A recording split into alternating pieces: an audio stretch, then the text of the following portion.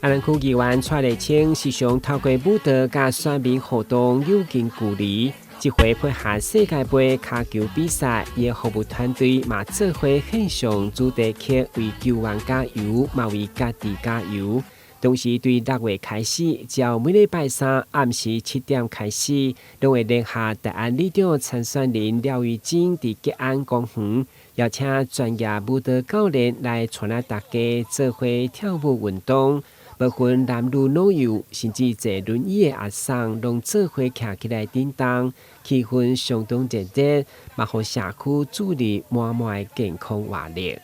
我真的可以吃飽飯來，真的很輕鬆，太輕鬆了。因為對啊，我們議員真的太親民，跟我們那個大安里的候選人，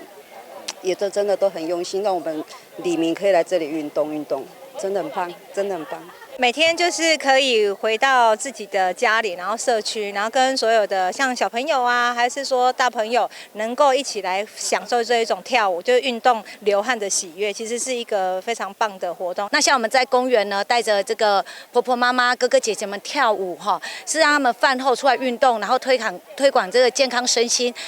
面對年底選擇，不過議員認為政治人物愛打破傳統嚴肅的形象，將流行舞蹈文化、社區運動融入地方的經營，甚至替愛跳舞的少年人爭取資源。在公園運動呢，這個是屬於比較社區型的。那另外，我們也借由 K-pop， 就是比較流行的舞蹈呢，來拉近跟年輕選民的一個距離。那尤其是台南市政府過去有一些角落，比如文化中心啊，街頭藝術的地方，我們都請市政府加上了練舞的鏡子、休息的座位，讓年輕人呢在這邊運動跳舞的時候有更舒適的空間。那我想就是用貼心、細心，然後有意義的方式來跟大家做一個接近。推動全民運動不是口號，需要對日常生活上親近的公園做起。李自強議員協助推廣運動舞以後，公園變成上熱鬧的組織，所以歡迎里民甲市民朋友小姐做回來樂活健康，跳出幸福。